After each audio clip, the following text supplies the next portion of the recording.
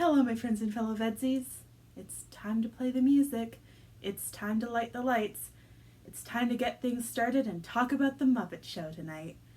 Or whenever you're watching this. So I absolutely adore the Muppets, but it's not exactly a secret that Disney has had a hard time figuring out what to do with this iconic cast of characters.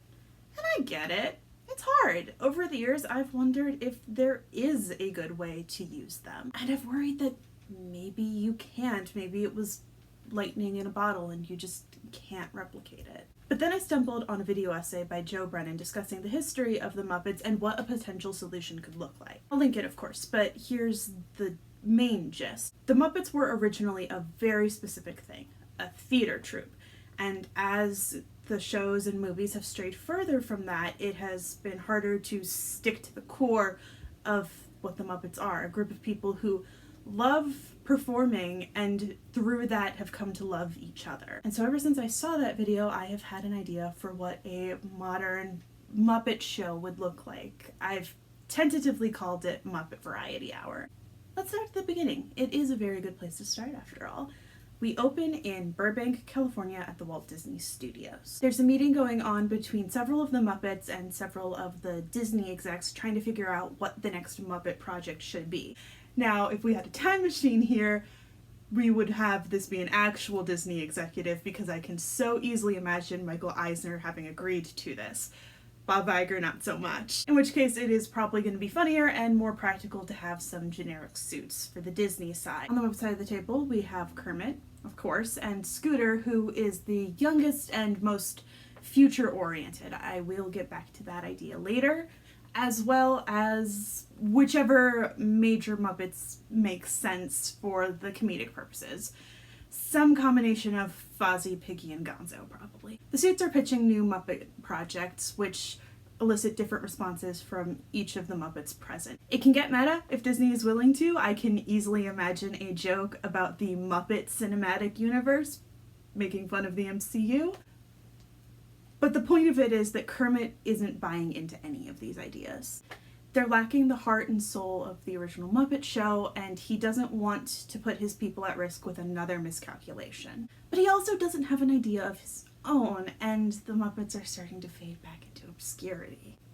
As they exit the conference room, Kermit expresses these worries to the others, who are sympathetic. But Scooter points out that they need to do something because they might not get another chance. The others exit and Kermit begins our first musical number, Passing Through by Caden McKay, aka the Can't the Future Just Wait song. I like the idea of using a cover in this moment for a few reasons.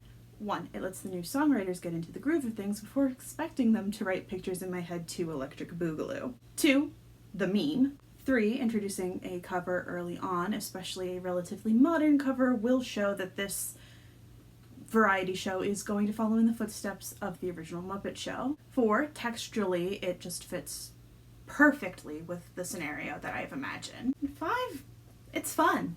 So Kermit has this big existential moment as he's heading home, and then when he gets there, he has a conversation with one of two Muppets. And naturally, this character suggests, why not just bring back the old show? Kermit has his doubts that a modern audience would be interested in a variety show, but this character is able to convince him that it's the right move. Now, there are two different Muppets I could see fulfilling this role. The first is Robin, whose childlike innocence and wisdom would allow him to see that if the problem is that none of these projects have the heart of the old show, then the solution would be to just bring back the old show. The other option I really like is Rolf. He's another character who is straightforward and I can see coming to this conclusion, and then it's also a nice parallel to the scene where Kermit names Sesame Street. Regardless of who comes up with the idea, that's the new concept. The rest of the first episode is presumably Kermit convincing the others and the executives and then putting this new show together. And yeah, it's just the Muppet Show, but in the 2020s. Because the thing is, a lot of the Muppet stuff is timeless. Or at the very least, you can update the aesthetic and keep the core. Veterinarian Hospital, Pigs in Space, The Newsman, Swedish Chef, all of these concepts still work and are still things that exist today. So it's just a matter of updating. And that's going to happen naturally because the guests of the 2020s are fundamentally different than the guests of the 1970s. Admittedly, I don't have a ton of thoughts on who the guests would be because that would depend a lot on availability and exact contracts. But there are a few people who I think would be fun. Zendaya is well and truly a triple threat and has a lot of ties with Disney, so I can see her easily joining. Lil Nas X is fun, goofy, and flamboyant, and I feel like he would have a lot of fun if they let him do it. My most K-pop obsessed friend told me that Text or Enhypen might agree to it. Being a guest on a Muppet Show feels like exactly the sort of career move Daniel Craig is making right now. And that's not even getting into all of the folks who have tons of talent and are always famous who have ties to Disney, like Anne Hathaway or Kristen Chenoweth or Lin-Manuel Miranda, as well as folks who have specific Muppet ties, like Steve Martin. And these are just people I've heard of, and I don't keep up with celebrities, so there are probably way more options that I'm missing out on. Guess I had more thoughts about the guests than I'd realized. I also have two characters whose roles I would like to change or expand for this new show. The first is Scooter, who I would change from a gopher to a social media manager. It's fun, it's modern, and you can do all of your social media marketing from Scooter's point of view. His posts can get derailed, his live streams can get messed up by the others. He can film TikToks with the guests. Maybe we moved the 5 minutes to curtain to social media as like a preview for the coming episode. I don't know, I just love the way that the Muppets have in-character social media, and I think using that for this new show and having a character on the show promoting the show on real social media would be a lot of fun, even if it would also be a lot of work. The other character I want to do something new with is Link Hogthrob. I know, probably not who you expected. So here's the thing. Link has essentially two personality traits. He is handsome and he is stupid. If you know how modern fandom works, you know what that means. We've got a himbo in our hands.